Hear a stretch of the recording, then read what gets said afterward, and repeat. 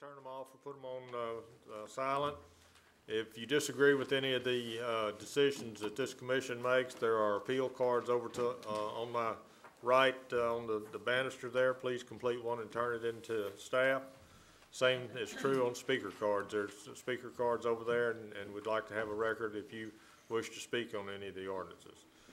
Public speaking, we have 10 minutes on each side with the opportunity for a 5-minute rebuttal.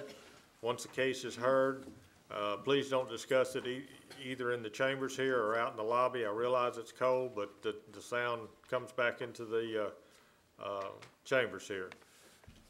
Please rise. Ms. Casabon, will you handle the invocation? Do the parish business, lead and guide us in our decisions, and take us safely home. In Jesus' name, amen. I pledge allegiance to the flag of the United States of America and to the republic for which it stands, one nation, under God, indivisible, with liberty and justice for all.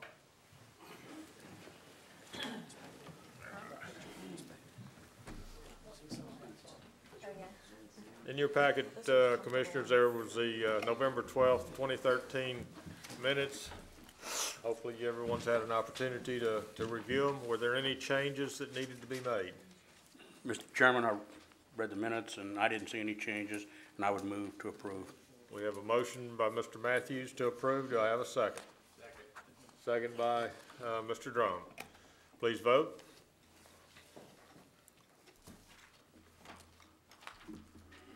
Motion carries. Thank you. Public hearings, consent calendar. Any items not pulled from the consent calendar are automatically dispensed by vote as approved and are as per staff comments. Items pulled from the consent calendar shall be discussed and voted upon individually. Staff, do we have any that needs to be pulled? No, sir. Okay. Thank you. Mr. Matthews. Mr. Chairman, I think we probably need to vote on one of these, isn't it? MS 13-11-054. Don't we need to vote on that?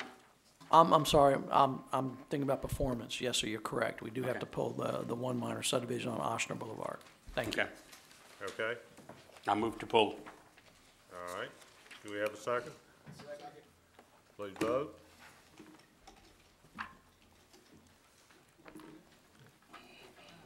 That item is pulled. Okay. Any other items from any of the commissioners that need to be pulled? I'll entertain a motion on the balance of the consent calendar. So moved. Moved by Mr. Matthews, seconded by Mr. Willie.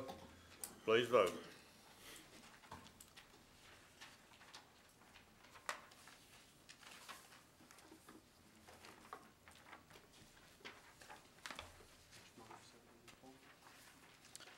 Motion carries. Thank you. All right, minor subdivisions, MS 13-11-054, partial 7C into partial 7CA and 7CB, Ward 1, District 1. The owner is Anastasio Investment Properties, LLC. Surveyors Kelly McHugh and Associates. Parish Council District Representative is Honorable Marty Dean. Staff? Thank you, Mr. Chairman. This is a two-lot proposed minor subdivision totaling 1.5 acres. The reasons for the public hearing is that one of the parcels is being accessed via a private drive. The parcel sizes do not meet the minimum 1 acre requirement, and parcel 7C is part of an existing minor subdivision. In the comments, the owner is proposing to create 2 lots from one parent parcel, and since the private drive will only provide access to 1 lot within the new minor subdivision, said drive is not required to be built to a parish standard pursuant to section 40-045.01 of subdivision to ordinance 499. However, both parcels proposed do not meet the minimum 1 acre lot size requirement as mentioned for the minor subdivision process. The staff feels that the owner of the prior minor subdivision, and I probably should give a little further explanation, a couple of commission members were a little confused by my comments. There was a prior minor subdivision done in this area of 3 lots, consisting of the 189.11 acre parcel, a 9.72 acre parcel, and of course this 1.5 acre parcel. This 1.5 acre parcel was purchased by, I believe, another owner, and that owner is trying to re-subdivide this 1 parcel into 2 further parcels. The The original developer, obviously, dividing into those 3 parcels, did not envision this parcel being re-subdivided further. Otherwise, the owner would have made the lot larger to accommodate the 1 acre minimum requirement. Therefore, the staff does not support the minor subdivision request. However, it should be noted that the PBC2 zoning district would allow parcels of this size if said parcels were not a part of the minor subdivision process.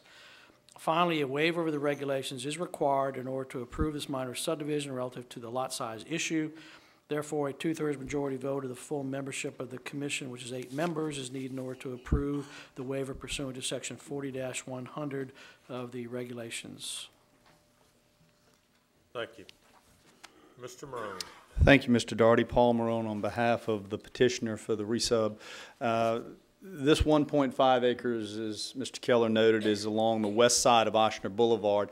To kind of orient you, it is surrounded, well, on its the rear property line abuts the oxidation pond for the Utilities Inc. site.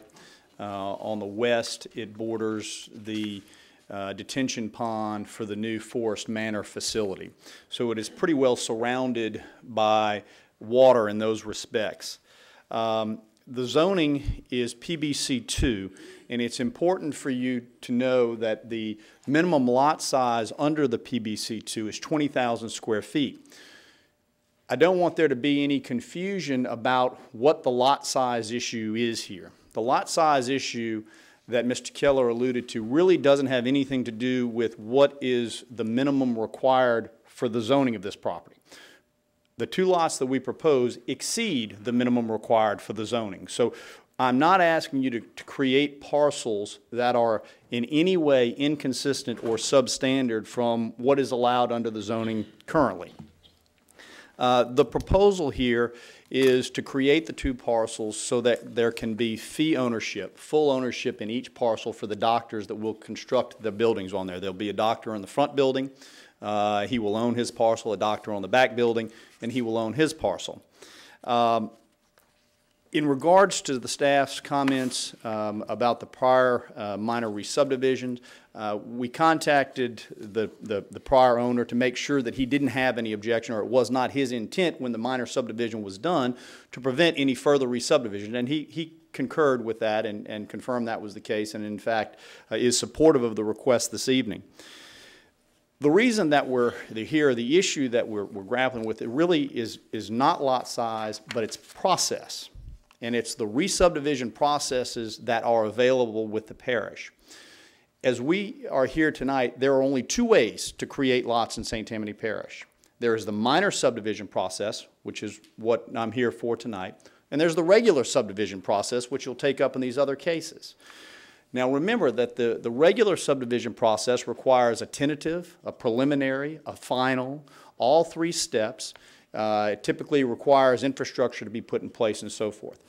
If it is the decision of this commission not to allow the waiver for the minor subdivision approval, then the only other mechanism under the parish ordinance is for creating 2 lots which meet the minimum or exceed the minimum size under our existing zoning would be the regular process. In which case I would then have to come back to you for tentative, preliminary, and final. I would have to ask you for a waiver so that I don't have to put a 60-foot roadway from Ochsner Boulevard to the back lot. I would have to probably ask you for another waiver so that I don't have to put a cul-de-sac on the back lot to allow people to turn around. I tell you that because that's clearly not the process, I don't believe, that supports creating 2 lots where both lots exceed the minimum requirements. The minor subdivision ordinance requires, without a waiver, that each lot created be at least an acre. Our lots are 0.7 acres. That's the waiver that we need. It's not a lot size issue per zoning.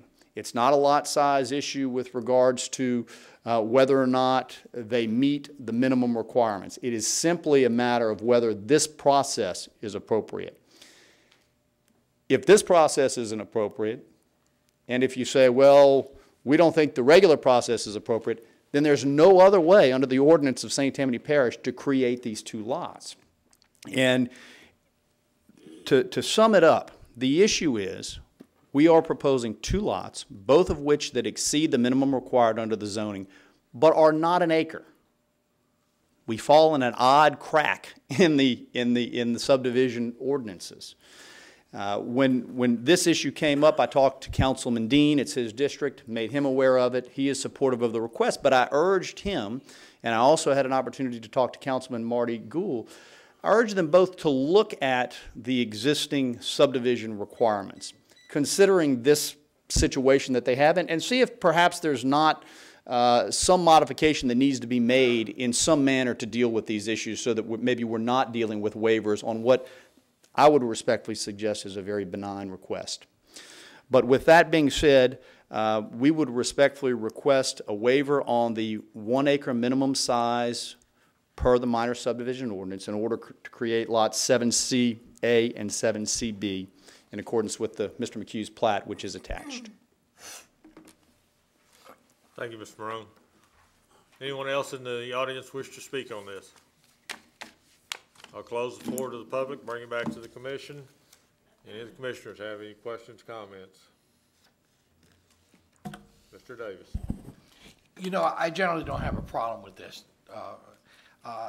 The only situation I can see is, obviously, some of these rules and regulations were put into effect so we wouldn't just keep subdividing properties and keep subdividing and keep subdividing. So I know that there may be a small amount of error as far as you say as the process goes.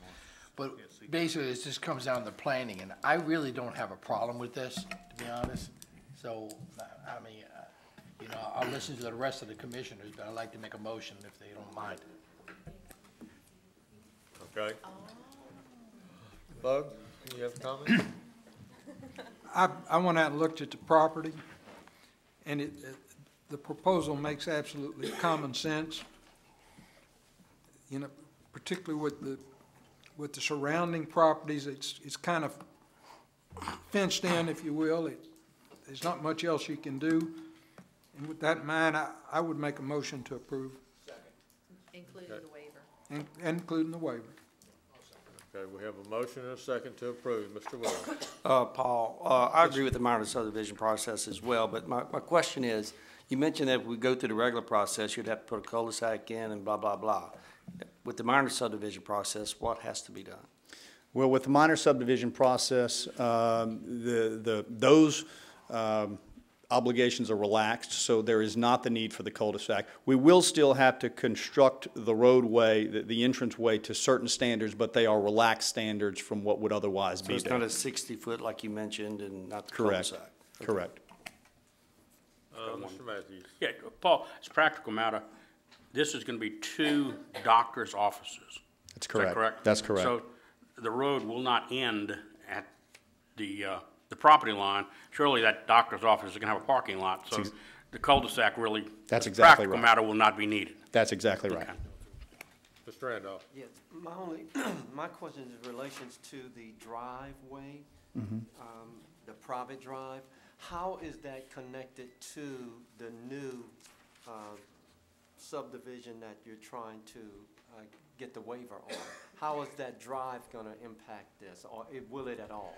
Well, the drive, if I understand the question, the drive that will connect the rear parcel that doesn't front Ochsner Boulevard to Ochsner Boulevard will be identified on the plat as you see here, and it'll be in the form of a servitude, which will mean that the owner of that rear lot will forever have the right to utilize that for access. Nothing can be built to obstruct that, and that it will provide legal access from the public roadway to its property line, and that would be unobstructed use. Any further questions from the commissioners? Bug, you got your light on? Turn your nameplate. I can't see Martha's. Oh, I'll just raise my hand. Thank you. I can see it now. All right, no further discussion. We have a motion and a second. This takes 2/3 to concur. Please vote.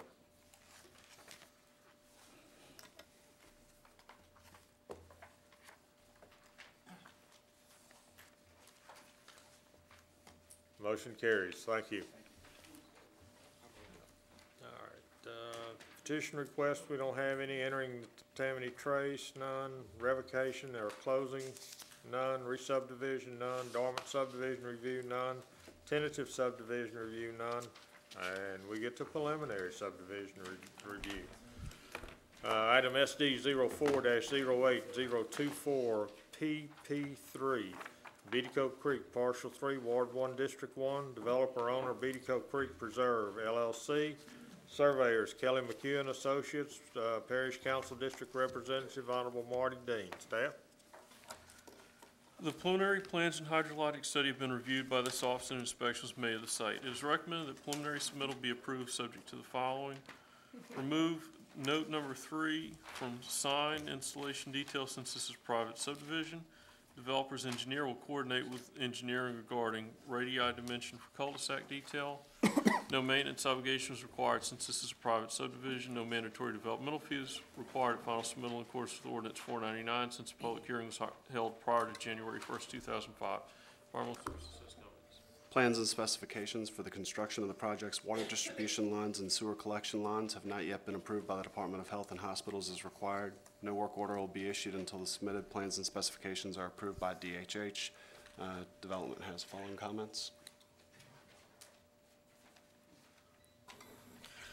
The circular loop street name, which these lots front on, needs to be depicted on the preliminary subdivision plat. Thank you. Mr. Morone. Thank you, Mr. Daugherty. Paul Marone on behalf of Beatty Cove Creek Preserve, LLC. This is another parcel in the Beatty Cove Creek development. The lot layout is in accordance with the PUD plan, the tentative approval that you've granted. We're creating 10 lots. Have no problem with the staff comments and would respectfully request your approval this evening. Thank you. Anyone in the audience wish to speak on this?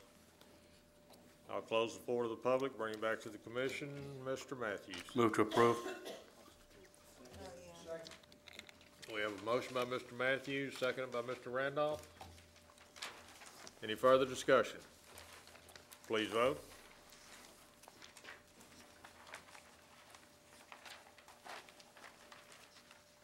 Motion carries. Thank you.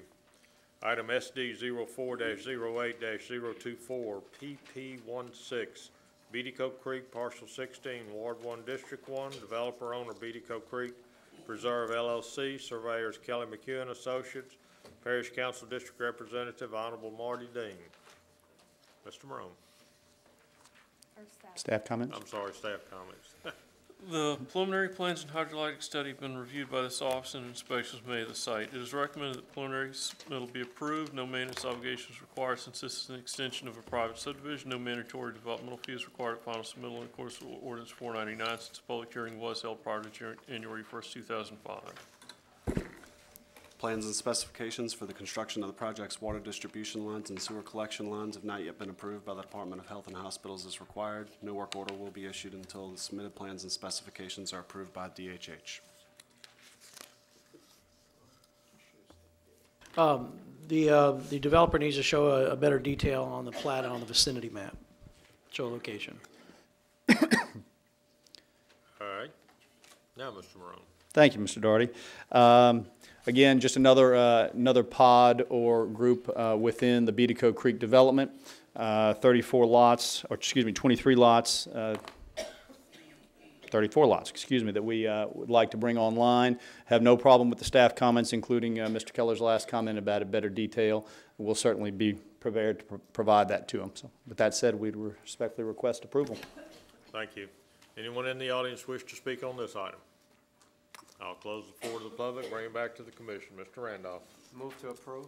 Motion to approve by Mr. Randolph, seconded by Mr. Davis. Any further discussion? Please vote.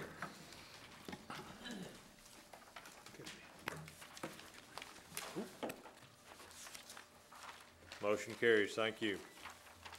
Page 3, final subdivision review, SD 10-06-004 F2B. The Village of Normandy Oaks, Phase 2B, Ward 1, District 1, developer owner Allstate Financial Company, surveyor Kyle and Associates LLC, Parish Council District Representative Honorable Marty Dean. Staff? Periodic inspections have been made by this office during construction. The final inspection was made on November 20th, 2013, along with a follow-up inspection on November 26th, 2013. The inspection disclosed that the bituminous binder course of asphalt has been constructed. The developer is requesting that final bituminous wearing course be delayed until the majority of this phase has been built out. This has been allowed in all previous phases of the subdivision in the past with successful results. The roadside ditches and detention pond are functioning. Street name signs do not conform to current requirements and must be corrected before the warranty obligation can be released. The following uncompleted items exist at the time of final inspection. A and B are okay. C1 is okay. Detailed each yard drain at the rear of lots with sizes of outfall culverts. Some of the details on that need to be revised as far as labeling and arrow direction. D1 is okay, D2 is okay. Add the following note to the signage plan. Wait, that's okay, sorry. And then need, street name signs must be yellow lettering on blue background. The developer's engineer will certify that all signage has been installed in accordance with the latest MUTCD and St. Tammany Parish requirements, and any architectural posts must be certified by the developer's engineer. Crash-worthy in accordance with FHWA for the architectural post. Need base test result, wait, that's okay. F through I is okay. If final approval is granted, a performance obligation is in the amount of $14,500 will be required for 6 months, covering the cost of construction of the wearing course of asphalt. No warranty obligation should be established at this time. The warranty obligation will be established and commenced upon completion of the asphalt roadway. The staff recommends approval of the proposed final subdivision request subject to the developer complying with all comments, and no plats to be signed until all items are satisfactorily completed. No mandatory developmental fees are due at final approval since the developer has an existing voluntary developmental agreement for Normandy Oak subdivision. Negative bacteriological report relative to the construction of the project's water distribution system has not been issued by DHH as required by Section 40070 of the Subdivision Regulatory Ordinance 499. A letter of acceptance and responsibility for the perpetual maintenance and operation of the water and sewer system has not been issued by the utility provider as required. Staff recommends approval of the proposed final subdivision request subject to the developer complying with all comments, and no plats are to be signed until all items are satisfactorily completed. Thank you. Mr. Morone. Thank you, Mr. Doherty. Once again, Paul Morone on behalf of Allstate Financial Company. I've corresponded today with both the developer, Mr. Weiner, as well as Mr. Powell as engineer. We believe that all these items were taken care of. As Mr. Carroll mentioned, if there's a few more items that need to be addressed with regards to the detail on the as-bills, we'll certainly follow up with that and have that done very quickly. The only item of significance that I'd like to mention to you deals with the street signs.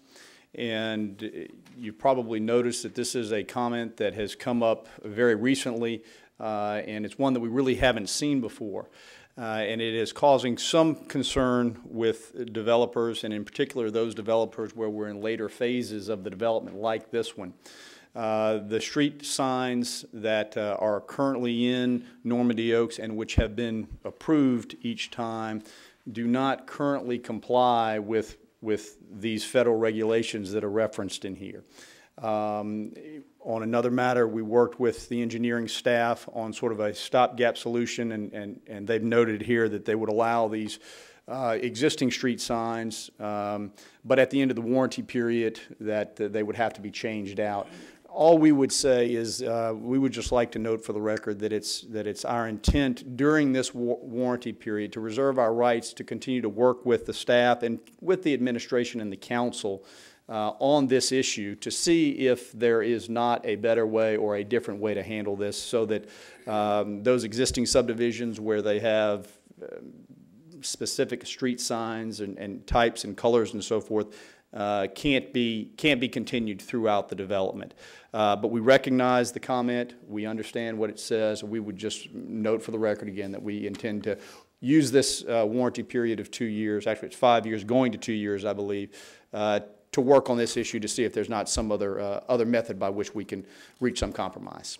But with that said, we would respectfully request your approval of this phase of Normandy Oaks, the Village of Normandy Oaks, Phase 2B. Thank you, Mr. Morone.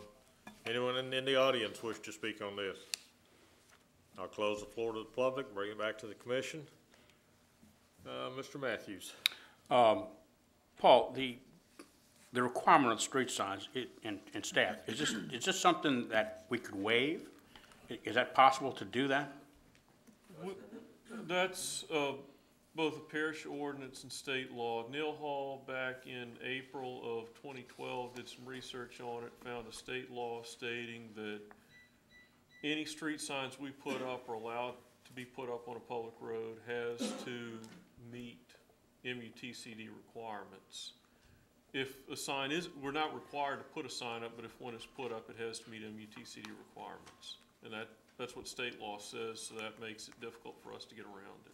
Yellow and blue, that's So kind of picky. So once we became aware of that state law, we started requiring that on all new signage. Okay. And Paul, maybe you can answer this, the letter of acceptance on the maintenance of the water and sewer, is this a problem or what? No problem at all. Typically, we would wait for the approval here, then we would obtain that letter before any plats are signed. Okay. I'd move to approve then. I have a question. Casvon has a question. All right, Casvon has a question. Ms. Casabon.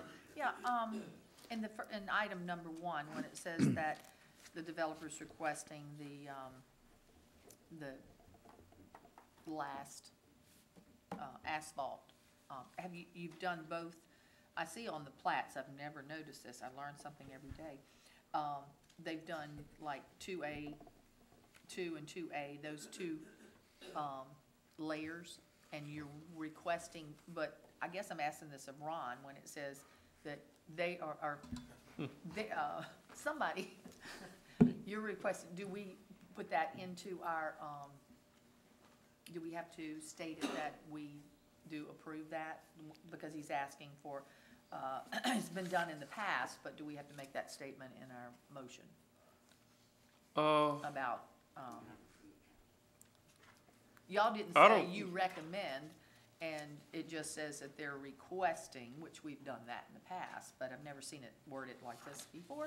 So to make sure that, I guess it'd probably be playing it safe to say, since we didn't say we recommend. yeah, I know, I found Yeah. it, and I was like, okay, we need to put that into the motion that, their request, because we usually go staff recommendations. Yeah, we So that's should why have I worded was, this a little bit more carefully, but. Okay. But they can wait on that one. Well, I mean, I know we've done this throughout Normandy Oaks, where they want to wait to put that final course until the area is developed. We've done it Yeah, we've done it before. time and It's just time never- again. But if that requires a waiver, then No, just that you state it in your motion, that the layer grant approval. subject to the and fact that subject to, the last layer of asphalt will be applied when the area is completed. Yeah, honoring the petitioner's request. Okay. Yes. Okay, we have an amended motion by Mr. Matthews, a second by Mr. Richard. Any other discussion? Please vote. I didn't want them to come back and say, we didn't note that. Motion carries, thank you.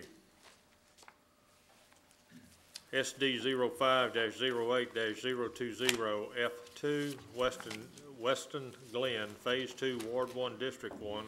Developer owner Baruso Homes LLC, surveyor Richard C. Lambert Consultants LLC, Parish Council District Representative Honorable Marty Dean. Staff? Periodic inspections have been made by this office during construction. The final inspection was made on November 20, 2013. The inspection disclosed that all concrete roads are constructed, subsurface drainage is functioning, detention ponds are constructed, street name signs do not conform to current requirements and must be corrected before the warning obligation can be released. The following uncompleted items exist at the time of final inspection. 1, 2, and 3 are okay. Subdivision plats need to be revised as follows. Restrictive covenants need to be revised stating who is responsible for maintenance of detention ponds if parishes to maintain ponds and a cross-section of ponds would be needed in accordance with ordinance 499. Drainage servitudes must be shown and described within the green space and between lots. 2 is okay. 3 is okay.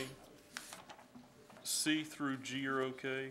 Should the planning commission approve the request for final approval, a warranty obligation be required for the infrastructure in the amount of $56,500 for a period of 5 years.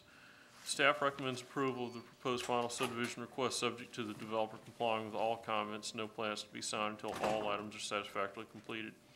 No mandatory developmental fees are required since the hearing was held prior to January 1st, 2005. Environmental Services has comments.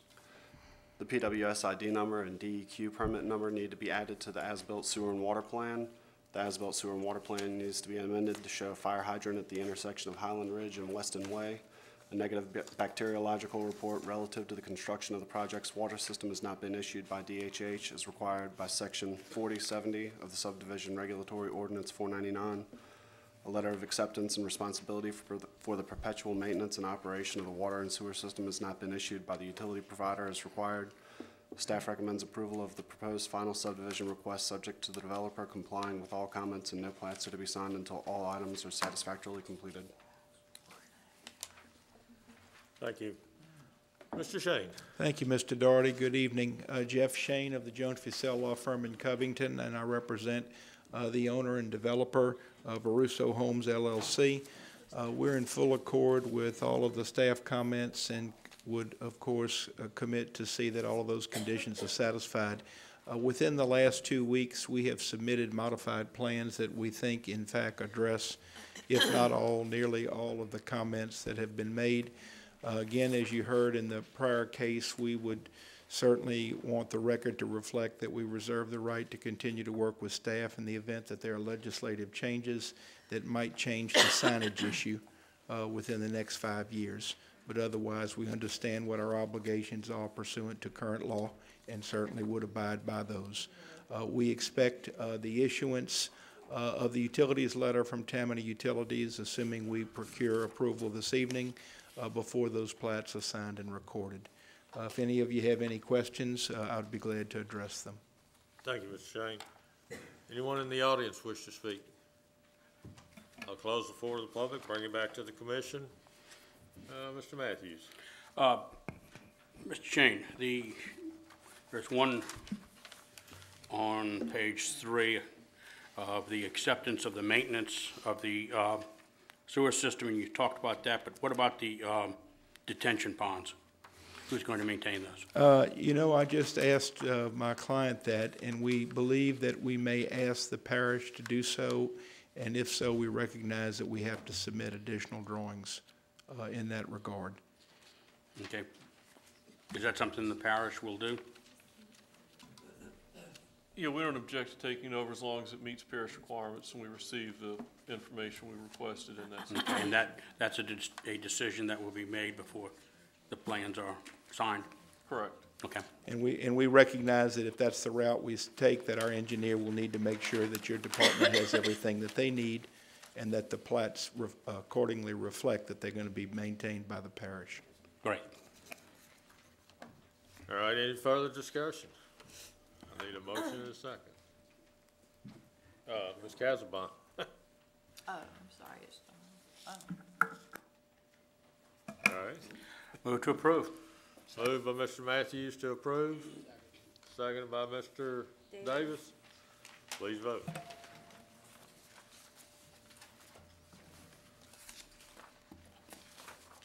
Motion carries. Thank you. Proposed amendments to ordinance 499, an ordinance to amend the St. Tammany Parish Code of Ordinances, Appendix B, Chapter 40 of Subdivision Regulatory Ordinance 499, specifically section and subsequent subsections pertinent to 40-032.0 streets, street section and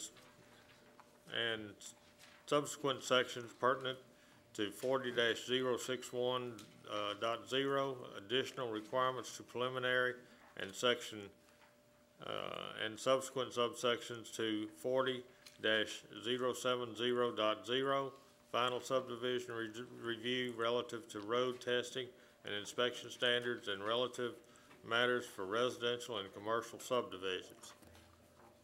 Staff. I'm sorry. Yeah, I was here to see if y'all had any questions pertaining to the changes in the ordinance for the road standards.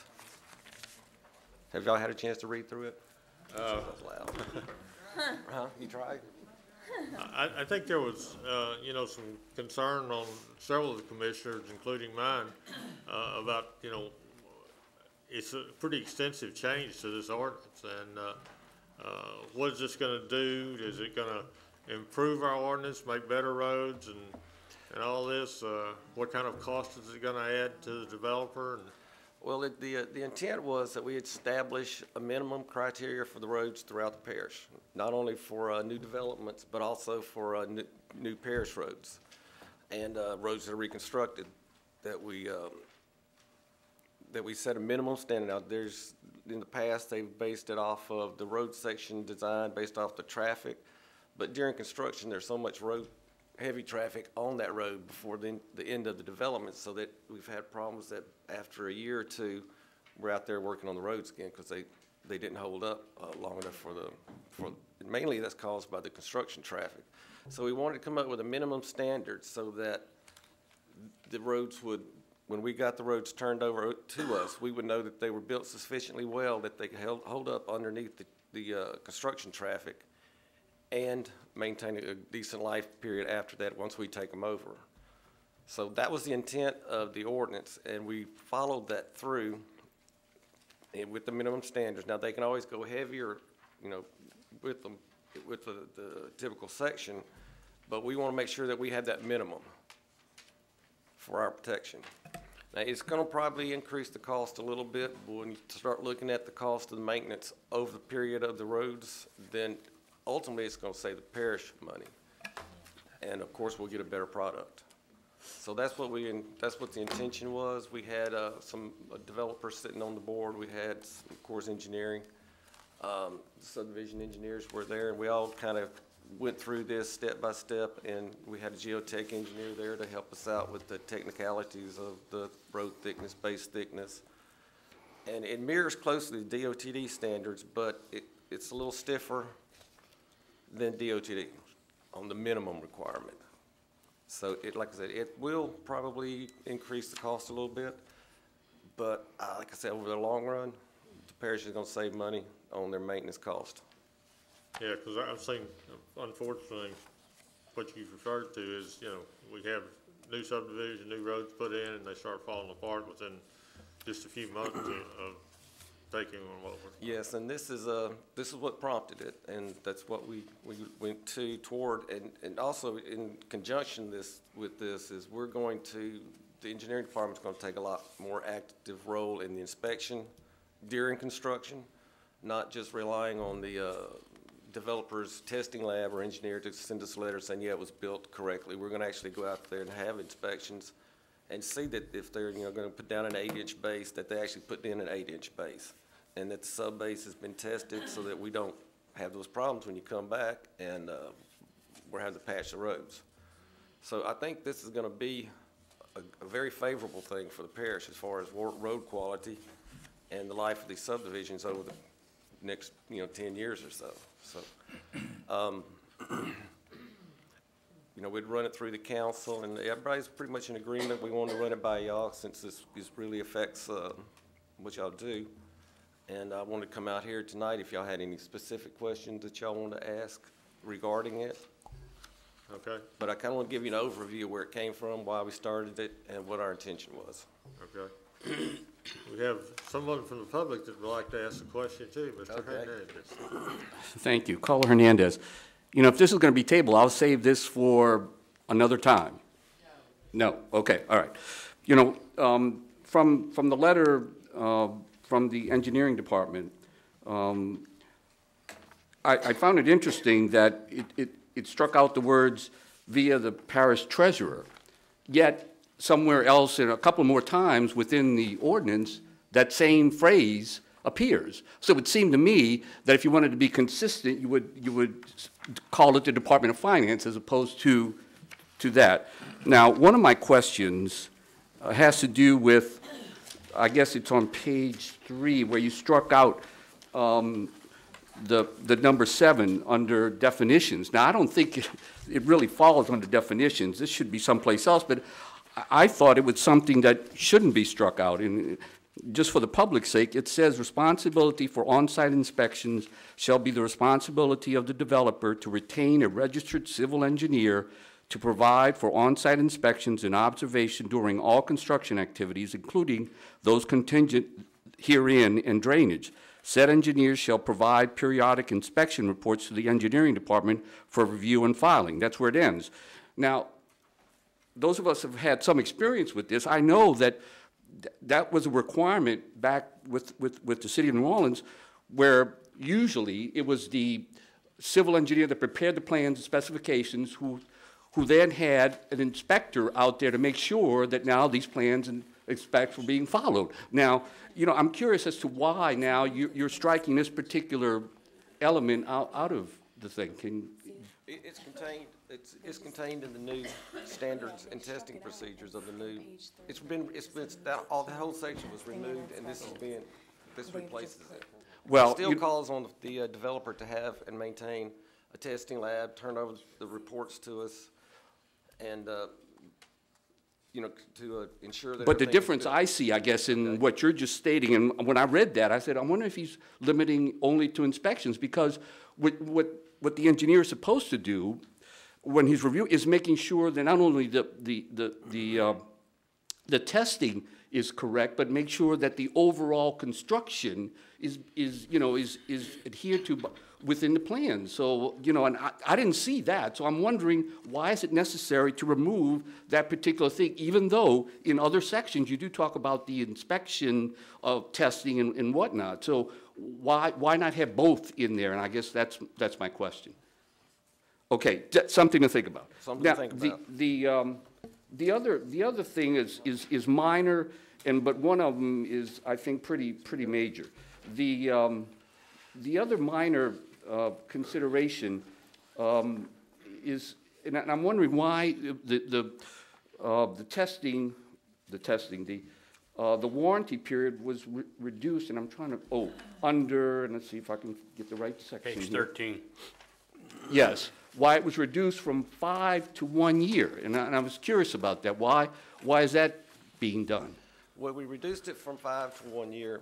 When it was increased to 5 years, it was in response to a lot of complaints that we were having from road failures within the subdivision. So it was, the intent was to say, well, if we increase it to 5 years, then that would give the developers more incentive to make sure that they built their roads to the correct standard and that they would last.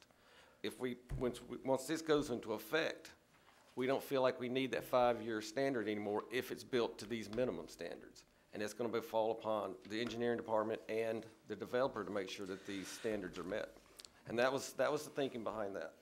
Okay, well, it would seem to me that it would be better to have a 5-year warranty than a 1-year warranty, it would seem to me.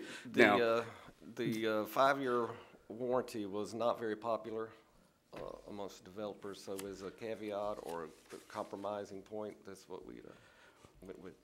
Okay, a minor point, and then I'll get to my major point here. Another one is in 40, it's on page, I guess, 14, where and I remember this because I used to be involved with the DOTD, and before it was DOTD, and was the Department of Transportation - Highways. And yet, in the rest of the document, it's referred to as DOTD, Department of Transportation and Development, yet here, it's referred to as the Department of Transportation. Now, again, a minor point, but I think maybe just adding the words in development here. Now, the other things deals with I guess, the costs here, the warranty costs under 1 and 2. I know that some of the members of the commission have long wondered why these numbers have not changed. The construction, the concrete, asphalt, gravel streets, why these numbers have not changed. Now, it seems to me that these numbers have to be 29, 30 years old that are in here. And so I got to believe that, and those of us who have been involved in this know that usually the unit cost is lower with bigger projects. You have a 10,000, foot project, street construction, and normally the unit cost is lower than a 100-foot, street construction project. But clearly, there's got to be some better numbers that can, and now it would seem to be the time to do that. Why leave these numbers the same? Certainly, something that's built 30 years ago, you can't buy for the same thing today. So I'm curious as to why you wouldn't revise those numbers in the performance obligation and in the warranty obligation. We are looking at those numbers. It wasn't included in here. I'm not sure why, but we are looking at increasing those numbers for future warranties. I think we're still making some. I think those numbers were changed last year. But they have them in here as. Mr. Earl gave me new numbers, and we introduced an ordinance. Now, whether it's reflective online, I can verify that. But I remember one of them was like $12 a linear foot, which was clearly insufficient. We have concrete at 60, asphalt at 40, and gravel was 20. I think gravel's worth 12. It was like 12. Yeah, and I think So these are, so the online, and that's what I was looking at. Maybe online it hasn't been changed, but I know, because I drafted the ordinance, and I changed And the ordinance was adopted. Right, it was adopted, and it also changed the warranty period to the 5-year period. And then what we realized was, and this was after I contacted some of the bonding companies, they don't write a 5-year bond. No one does. The longest you can get a bond for usually is 2 years. So that led back right into what Eddie was saying about why we reduced the bond back to 1 year. Well, let me just, here a second, to understand. On page 13, under 2A, the numbers for concrete streets, asphalt streets, and gravel streets that I have are incorrect. Is that what you're saying? $25 per linear foot on concrete, 22 for asphalt, and 20 on gravel. Were you saying they were 60 and 40 and something like that? No. 16. Well, there's Gravel was like $12. That's what it used to be, is what it That's what it used to be. And that was Mr. Gould who introduced that ordinance that was adopted. Okay. All right, anything else, Bill? Yeah, I've got a couple of That's it for me. questions. Thank I just you. wondered, while we're talking about that, All right, go ahead. on the cover page to this, we are changing section 8, or item 8 on page 14, to have the parish engineer enforce, it looks like, one performance obligation, and the council to enforce the warranty obligation. Why are we doing that? Why are we splitting that? Excuse me, what page were you on? Which page? 14, Number 8. The cover letter says that we're making a change to that from what's in the packet. The parish engineer with regards to the performance obligations, and the council with regards to the warranty obligations.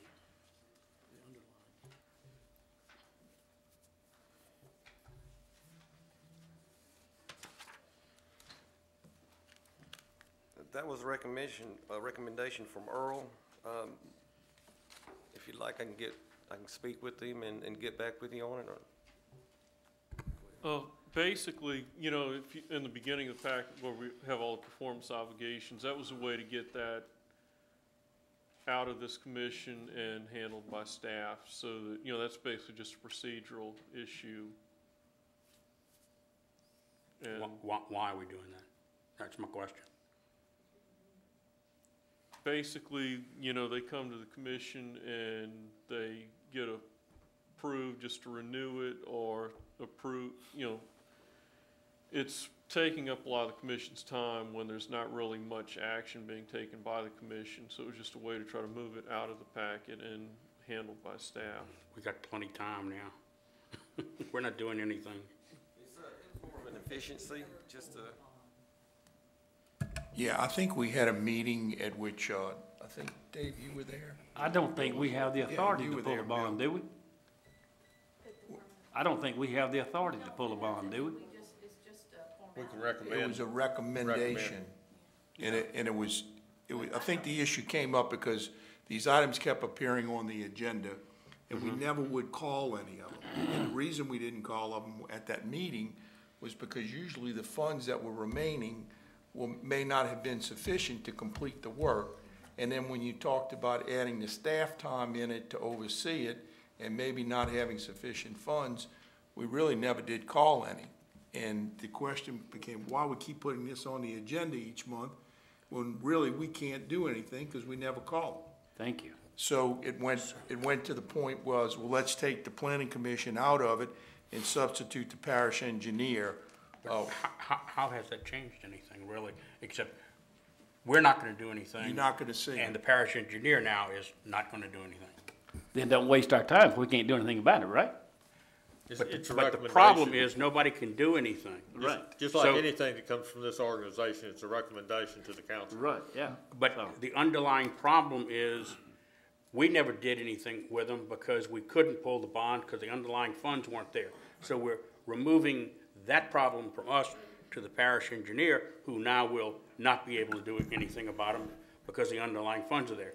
That seems like we've just kicked the can down the road. That's all we're done. But I have to just say, as much development that's gone on in this parish, there's been very few that we've had to pull or deal with in this case. It's not like it's a reoccurring problem every month. Well, But there these have been several, on but the same thing has been brought up to several, us it's like every time. a couple. But I don't think that if we can't deal with it, I think this is a good move that somebody else or else, Will not the be able to do it. information will be able, whatever. It's I like, think part of the issue also was trying to streamline the process and the communication between the engineering department, the planning commission, and the council. If you recall, we've had incidences where the bond was not renewed. And there were 3 specific subdivisions in one particular councilman's district that this happened to. And this was a way, by not having to come to the planning commission, but having the parish engineer have a direct recommendation on it, it simplified it. And there was less paperwork involved, and there was less opportunity for a mistake to be made and a bond not to be extended. I'm not sure I totally understand that, but we still need to deal with that underlying problem. That's what we need to deal with, not who has the authority not to do anything. One of the things Carlo brought up, something I questioned, why don't we continue to have the developer do the things as retaining the civil engineer and all those things, in addition to the fact that we're checking too. It would seem like requiring the developer to make the checks and us doing it too is really gonna get it done. It is still included. The developer still has to retain a testing lab. They still have to perform all the tests they did before. They still have to give all the tests to us, but we just now have set the standard that this is what we want you to build. You still have to do all the testing, all the quality control, quality assurance. Where is that? Okay, where is that in here? I didn't see it. Page 4. But now the parish will also be able to go out there. We will have someone out there do the inspection before they're allowed to pour the streets, lay their asphalt. It's just another layer of protection for the parish. Okay, they're not gonna have to have a civil engineer, they're just gonna have to have a testing laboratory. Yes, sir, but usually the testing laboratories are, This requires testing lab, have an engineer. yeah, it's a geotech engineer, which is civil engineer. Okay.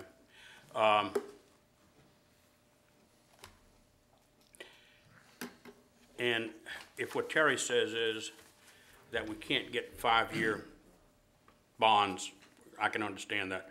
But if we can get 2-year bonds, why don't we get 2-year bonds? And, you know, I'm sure that it was not popular with the developers, but if they're gonna be building streets that are so much better, it surely wouldn't be a problem, because their street's surely gonna last 2 years. If that's what you know, if the commission wants to make that recommendation back to the council, that would, you know, Well, I don't see. I would want to make that recommendation. I wouldn't be objected to Yeah, 2 year. because if we can get 2-year bonds, why don't we get them? And I would move to make that amendment to this ordinance. Okay. We've got, Mr. Davis, you've had your light on. Yeah, I have a question. Let's look at it from a different perspective now. Let's say I'm a developer. If I were to go ahead and build a subdivision now without this new updated ordinance and build all the roads and stuff to the known standards that we have now, or let's say I go ahead and build the standards that will be adopted after this, what is the percent of increase in cost to the developer? Not the actual cost, but just percent. That would be hard to identify. There's a lot of factors that go into that, the cost of cement, the cost of oil, the cost of gas. It would really be, in most instances, most developers already built to this standard. There's just a few that are, don't. So you're saying that most developers now still meet at least DOTD standards? Yes, most of them built to this standard, but there's some that what we wanted to do is just make sure that every developer, when they came in to put in for their subdivision, that they knew that this was the section that the parish was going to be looking for. Most of them already do this, or maybe even some do, go a little bit further on it. But we just want to make sure that, that the developers are all playing off the same field, that everybody's building to the same standard. Now, some developers probably won't see any cost increase. Some of them may see a little bit, but if you're looking at the difference in cost between cutting 10 inches of cement and cutting 8 inches, it's not that much. Okay, now let's look at it from a taxpayer for Okay. St. Tammany. I got an old street that needs repair. Yes. Street's 60, 70 years old. When the parish has to pay to get it done, they have to go ahead and do it towards this ordinance description, correct? Yes. But How much more cost is it gonna be to the parish to replace this? The parish already uses this standard. That's why this is what we came up with. Okay, so the 'cause we parish already- is currently using this standard to fix all the roads? Yes, and now that's a reconstruction now. A mill overlay is a different story. That's when you're just milling off a couple of inches and you just overlay it with another couple of inches. But if we do a Right. full reconstruction, which is going in there and basically tearing the road down to dirt, Right. we build back to this standard. Okay, now what would be the advantage of the parish that want to build a new road instead of just overlaying it with with asphalt?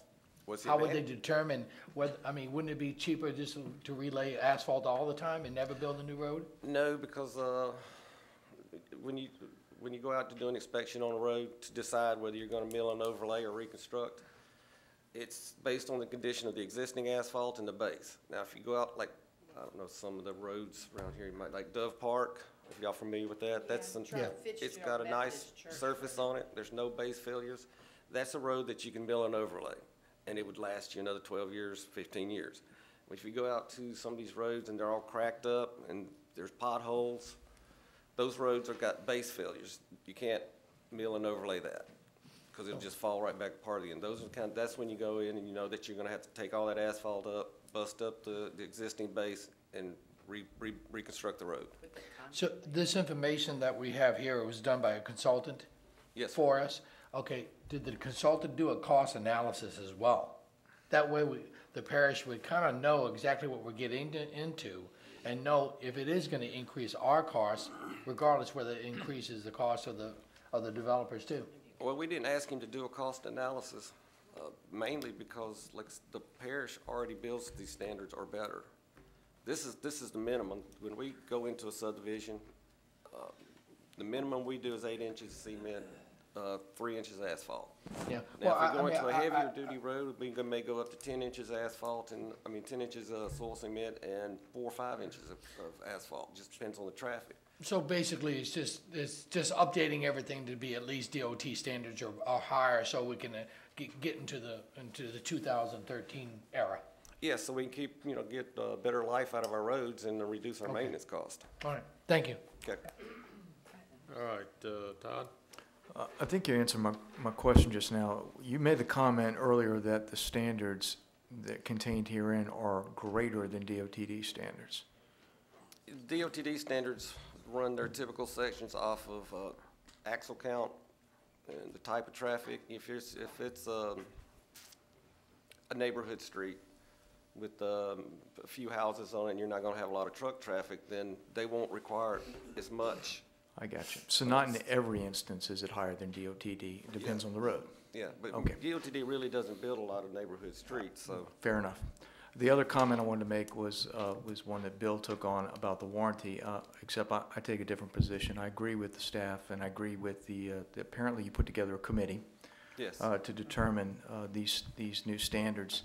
And we are going to have some increased cost in some case on our developers. They're not all. They're all going to have to build to minimum standards now.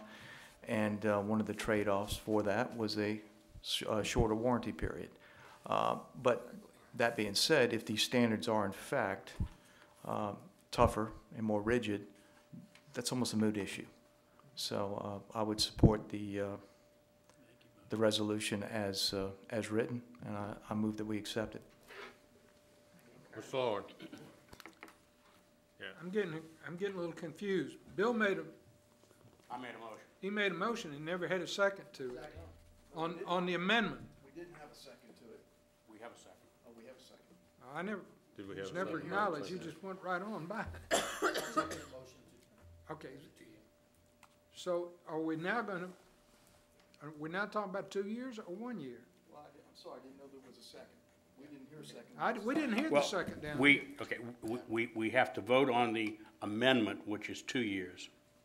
And if that passes or fails, whichever, then we vote on, if somebody makes a motion, I think Todd did, to pass the motion, as it will be written after the amendment. Okay, so the motion that's on the floor right now is to take the warranty obligation from 1 year to 2 year, based on the information that's presented. Any further discussion on that amendment? Please vote.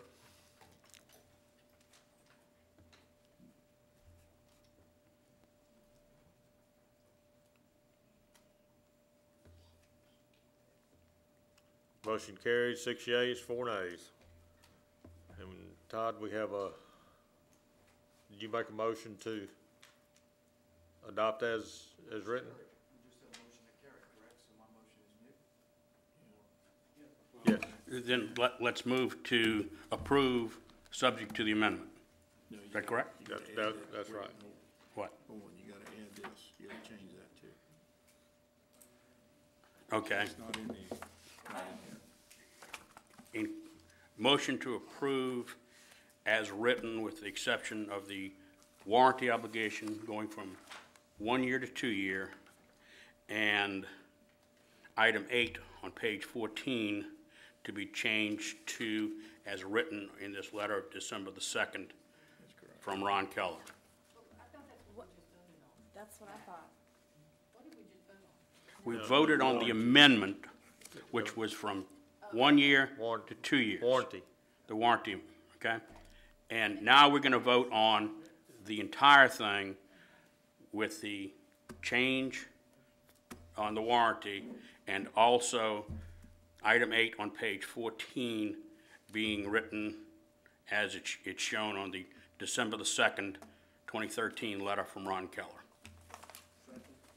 Okay, we have a motion by Bill, second by Mr. Randolph. Any further discussion? Please vote.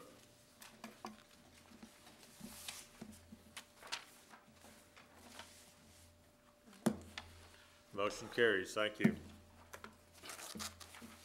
That's it, huh?